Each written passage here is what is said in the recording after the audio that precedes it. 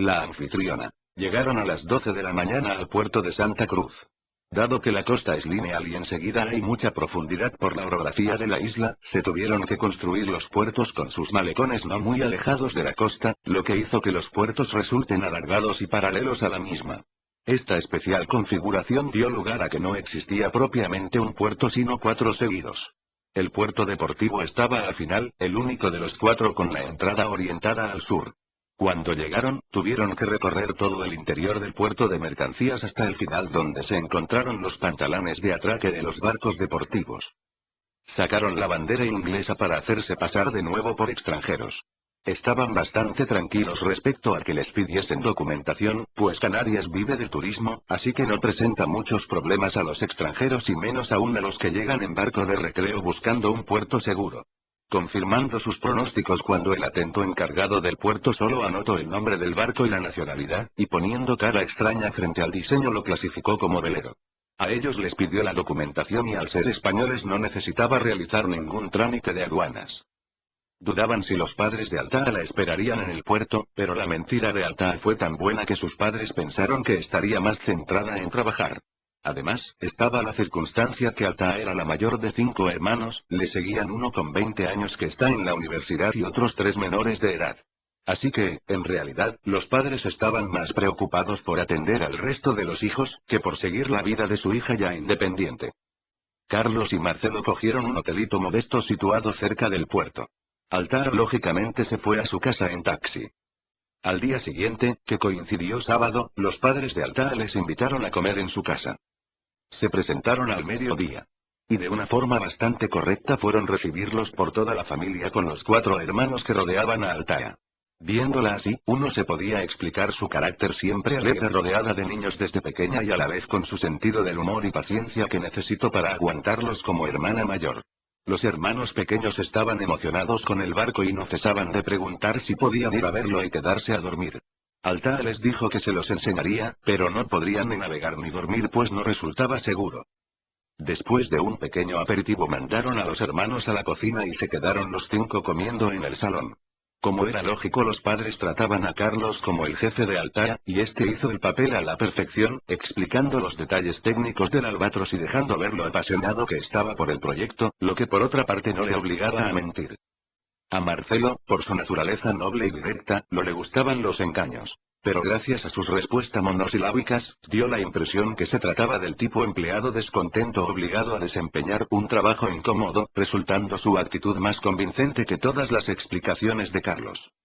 Altaa estuvo a punto de fastidiar toda la farsa, cuando, en un afán desmedido de justificar todo el proyecto, insistió en que estaba bien pero lo mejor sería hacer turnos para este tipo de prueba en el mar, pues resultaba bastante duro.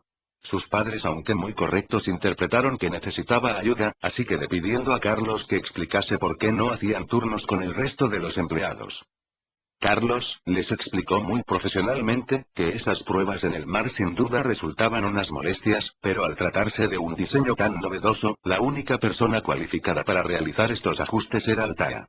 Intentar sustituirla por otro técnico implicaría empezar de cero. Pero les garantizó que esta experiencia quedaría muy bien en su currículum. Aprovechó para quejarse él mismo, pues a esa edad estaba obligado a vivir como un vagabundo, aunque lo justificaba como el precio a pagar por estar en un proyecto puntero. Los padres acabaron convencidos de las explicaciones y aconsejaron a Altaa que todo esfuerzo vale la pena. Mientras lo hacían, las miradas de Carlos y Marcelo hacia Altaa le expresaban soterradamente que se estaba pasado con todo ese montaje, y que ya ajustarían cuentas cuando estuviesen a solas. Una vez convencidos los padres de las bondades del proyecto, Carlos se dedicó a moderar el énfasis. Les explicó que aunque el trabajo técnico de Altaa resultaba impecable, el proyecto no solo tendría que ser viable técnicamente sino comercialmente y conseguir inversores para que se consolidase la producción. Así, de alguna forma, quería sentar las bases para que Altaa justificase en breve su pérdida del empleo. Se despidieron correctamente, si bien ni por parte de Carlos ni por parte de los padres hicieron ningún amago de volver a quedar. Por parte de Carlos y Marcelo, no deseaban perpetuar esa farsa. Simultáneamente, los padres de Altaa se veían superados por la numerosa familia, como para asumir más compromisos sociales que los estrictamente necesarios. Altaa, después de presentarle a su familia, decidió que también debían conocer a sus amigos, así que esa noche concertó una cena. El encuentro resultó cuando menos curioso, Altaa emocionada contando sus aventuras, mientras Carlos y Marcelo permanecían callados asintiendo. Los amigos estaban asombrados y escuchaban fascinados esta aventura tan alejada de sus vidas habituales. Después de una hora, la conversación se volvió hacia elementos más cotidianos, que si esa pareja rompió o si fulanito ya consiguió trabajo. Marcelo y Carlos aguantaron con educación, pero ningún vínculo tenían con esos amigos. Además, todos los interrogantes sobre la vida de los veinteañeros, para ellos ya eran cuestiones superadas. Por otra parte, tampoco se trataba de comenzar a darles consejos sobre la vida en plan abueletes. Como ese encuentro ya no daba para más, aprovecharon el final de la cena, para justificar que estaban cansados y deseaban retirarse al hotel. Tanto Carlos como Marcelo ya habían estado en alguna ocasión en Tenerife. Carlos en plan turismo y Marcelo de escala cuando estaba embarcado, si bien, ninguno de los dos conocía la isla a fondo. Consciente de esta situación, Altaa se tomó muy en serio su labor como cicerón, convenciendo a sus padres para que le prestasen uno de los dos coches que disponía la familia. Los dos insistían en que Altaa no tenía por qué preocuparse por ellos, pues la isla estaba totalmente preparada para dar servicio a los turistas. Altaa no les hizo ningún caso, pues, por una parte les estaba muy agradecida por haberla traído hasta la isla, y por otra, por su propia forma de ser que se volcaría en enseñarles su isla a sus amigos. Los recogió en el hotel a las 8 de la mañana, ante la sorpresa de los dos pues Altaa no se solía levantar temprano y menos aún después de irse de copas. Les explicó que ella también volvió pronto a casa para dormir, pues había que aprovechar el día antes de que todo se llenase de guiris, que es como allí le llaman a los turistas extranjeros. Aunque la atracción más especial de toda la isla es el volcán El Teide, Altaa decidió que no irían, dado que tanto Carlos como Marcelo ya habían estado en anteriores visitas. Aunque les pareció un poco extraño, tampoco quisieron cuestionar los planes de Altaa, seguramente deseaba ser un poco más original. Los llevó directamente al otro extremo de la isla al acantilado de los gigantes. Entraron por el sur por una carretera llena de curvas infernales y bajaron hasta un pueblo llamado Masca situado en medio de los acantilados. Después de observar todo el paisaje y comer, decidieron volver. Viendo que Altaa seguía con el coche de frente le preguntaron por qué no daba la vuelta. Ella dijo que se salía por ahí. Carlos y Marcelo no lo entendían, delante de ellos solo se alzaba una montaña de piedra casi vertical. De forma bastante increíble tomaron una carretera, que prácticamente incrustada en la montaña se desplazaba en largas eses con curvas cerradas imposibles, y así siguieron subiendo hasta la cumbre. Tanto Carlos como Marcelo, cuando llegaron hasta arriba dieron un respiro. No es que no se fiasen del Altaa conduciendo, pero estar circulando a medio metro del acantilado no les hacía ninguna gracia. Regresaron cómodamente por la autopista, y antes de Santa Cruz pararon para ver el parque etnográfico Pirámides de Güímar. Altaa les explicó que las pirámides de piedra o majanos de Güímar son algo curioso, pues parecen pirámides mayas o aztecas, aunque más pequeñas. La realidad es que no tiene más de 200 años y nada que ver con ritos religiosos o astronómicos. El origen resultaba, cuando menos, curioso. En el siglo XIX se extendió en Canarias la explotación de la cochinilla, que es un insecto parásito del higo chumbo y su única utilidad radicaba en que del mismo se extrae un tinte de grana o carmín. Evidentemente, ahora con los tintes sintéticos ya perdió su utilidad, pero en su momento la explotación de la cochinilla resultaba muy rentable. Así que compensaba preparar fincas para su cría. Las fincas estaban llenas de rocas volcánicas. Para su limpieza las piedras que se sacaban se almacenaron formando pirámides para que ocupasen poco espacio, y así se han conservado hasta la actualidad. Después de 2 horas de examinar el complejo, volvieron a Santa Cruz. Aprovecharon para cenar algo rápidamente y Altaa los dejó en el hotel. Al día siguiente Altaa los recogió también a primera hora, si bien les advirtió que esa jornada no sería de tanta paliza y que llevasen unos bañadores. Por la autopista llegaron rápidamente al puerto de la Cruz, para visitar el jardín de aclimatación de la Orotava. Fue creado en 1788 por Carlos III, con el objetivo de averiguar si determinadas especies de gran utilidad que crecían en las colonias podían sobrevivir en otras latitudes, para después llevarlas a los jardines de Madrid y Aranjuez, pues en aquella época se desconocía por qué algunas plantas viven solo en ciertas partes del mundo. De ahí que el nombre oficial contenga la palabra aclimatación. Se hicieron las fotos preceptivas de turistas junto a un impresionante picus que se elevaba sobre sus raíces con más de 200 años de antigüedad. La verdad es que aunque resultaba un jardín precioso, para ellos, después de estar en Madeira, todo les resultaba familiar. Después fueron a las faldas del Teide a conocer a Orotava, dieron alguna vuelta por la villa si bien decidieron dejar pasar el parque natural pues ya habían quedado cansados con el jardín.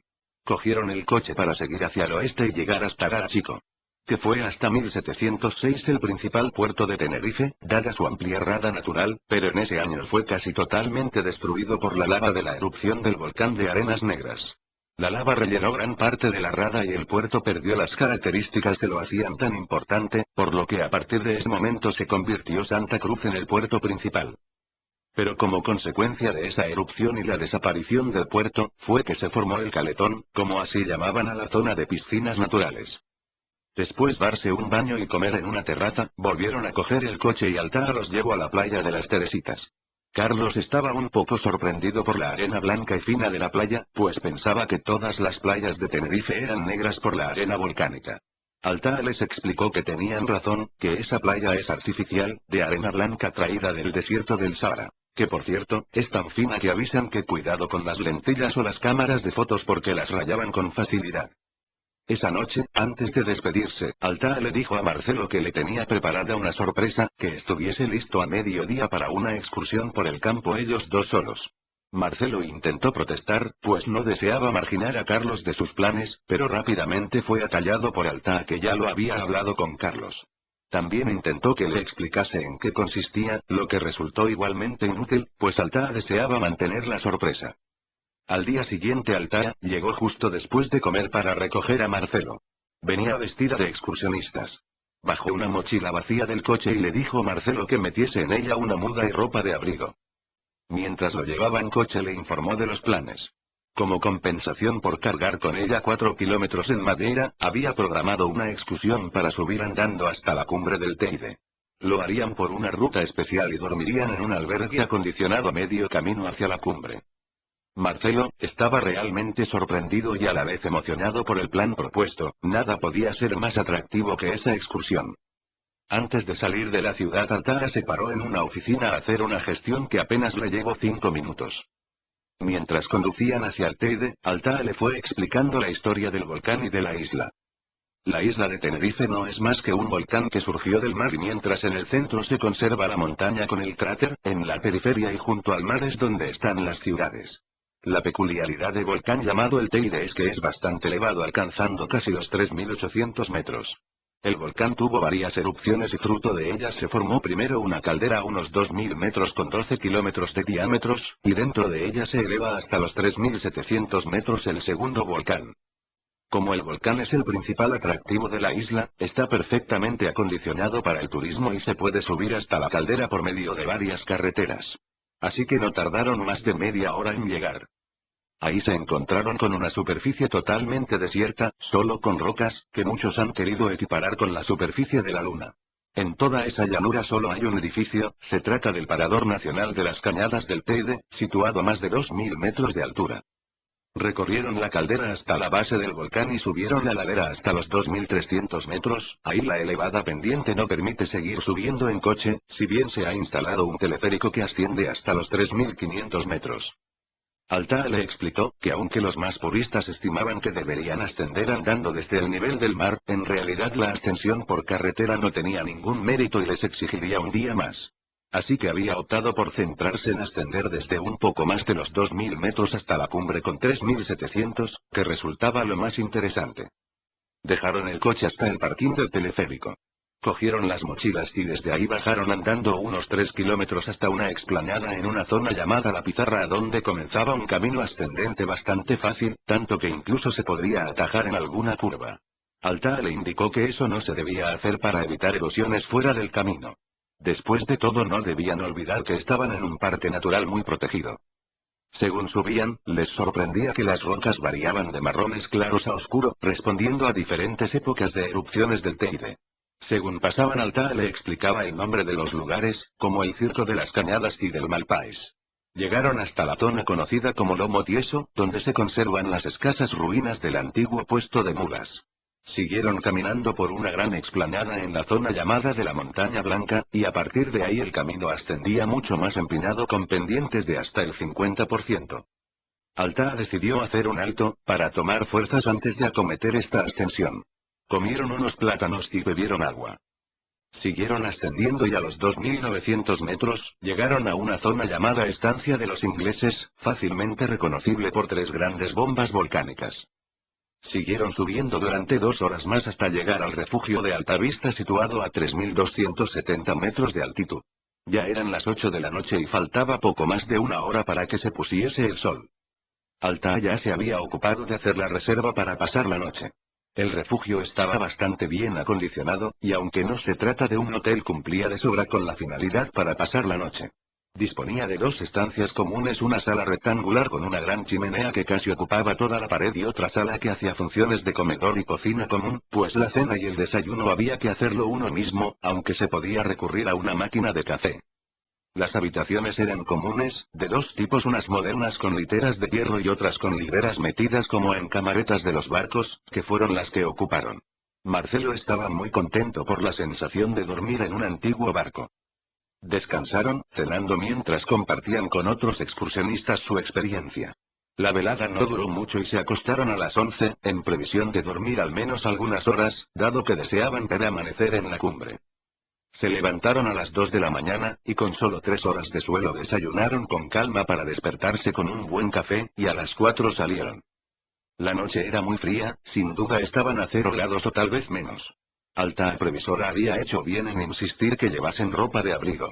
Con las linternas en la cabeza apenas iluminaban unos metros por delante del camino, aunque la luna iluminaba bastante los contornos.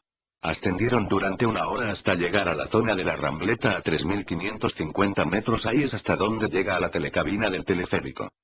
En teoría solo se podía ascender a partir de ahí, quien tuviese un pase especial para ascender hasta la cumbre. Por ese motivo Alta se había parado para conseguirlo antes de salir.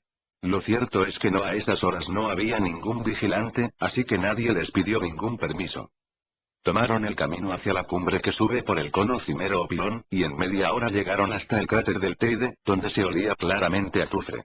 Siguieron ascendiendo por el margen derecho del cráter hasta llegar a la cuota máxima con 3.718 metros. Eran las 6 de la mañana, por lo que aún faltaba 1 hora para que amaneciese. A pesar de ser verano seguía haciendo mucho frío, y ahora que estaban parados lo notaban más. Así, que a falta de otra cosa que hacer, decidieron desayunar con calma. Sacaron un termo, el café y la bollería. Justo antes del amanecer prepararon las cámaras de fotos y de vídeo, previsoramente habían traído 2 trípodes, por lo que prepararon todo para salir los 2 juntos. Es difícil describir la belleza de los amaneceres, pero verlo desde la cumbre de un volcán a casi 4.000 metros en medio de una isla situada en la mitad de un archipiélago, resulta una sensación casi imposible de plasmar. Marcelo no perdió el tiempo intentando expresar, lo que definitivamente nunca podría hacer, a menos que un milagro lo convirtiese en poeta. Sencillamente cogió a Alta del hombro como si se tratase de un gran amigo y le dijo unas sencillas palabras. Gracias. Te agradezco mucho que me hayas traído hasta aquí. Nunca olvidaré este momento. Alta estaba feliz y emocionada, por haber acertado plenamente en la sorpresa a Marcelo. Me alegro que te guste. Y la verdad, es que yo también te tengo que agradecer que gracias a ti, es la primera vez que veo amanecer desde aquí. Había pensado en hacerlo un par de veces, pero un día por otro lo fui dejando. Así que ya ves. Alta, a diferencia de Marcelo, sí tenía recursos expresivos, por lo que se pasó los siguientes 20 minutos, contándole las excelencias de dicho amanecer, incluidas las versiones románticas y diversas anécdotas. No en vano, una amiga suya era sobrina de uno de los guardas y le ayudó a preparar toda esa excursión. A Marcelo, aunque realmente le resultaban indiferentes todas esas historias, la miraba atentamente como si le estuviese contando algo vital. Lo que realmente pensaba, es que Alta le había proporcionado una experiencia maravillosa, y disfrutaba de esos momentos mientras comenzaban a estirarse los primeros rayos de luz sobre la montaña. Aún estuvieron 1 hora en la cumbre, hasta que el sol, en todo su esplendor, iluminó toda la montaña y el mar. La experiencia no pudo ser más perfecta, pues además les coincidió uno de esos días en que no hay niebla ni bruma, y podían divisar muchas islas del archipiélago. A las 8 bajaron tranquilamente, y se dirigieron a la estación del teleférico. Esperarían a que abriese a las 9, y entonces descenderían directamente hasta el aparcamiento donde estaba el coche. Alta lo había planificado perfectamente, y por ese motivo habían dejado el coche aparcado junto al teleférico. Volvieron por la autopista, por lo que en menos de una hora ya estaban reunidos con Carlos, que a media mañana que les esperaba tranquilo en el hotel, como siempre leyendo el periódico en una terraza. Altara, aún bajo los efectos de la maravillosa experiencia, y mientras se la relataba a Carlos, se sintió en la obligación de disculparse de nuevo por no haberle llevado. Carlos rápidamente la cortó, dejándole claro que con ese intento de ascensión lo único que habría logrado conocer sería la sala de urgencia y reanimación del hospital, además de fastidiarles a ellos toda la excursión. Después del limitado fondo físico que mostró en Madeira, estaba claro que no se trataba de ninguna disculpa, así que Alta abandonó rápidamente ese cargo de conciencia, y siguió emocionada contándole toda la pequeña aventura.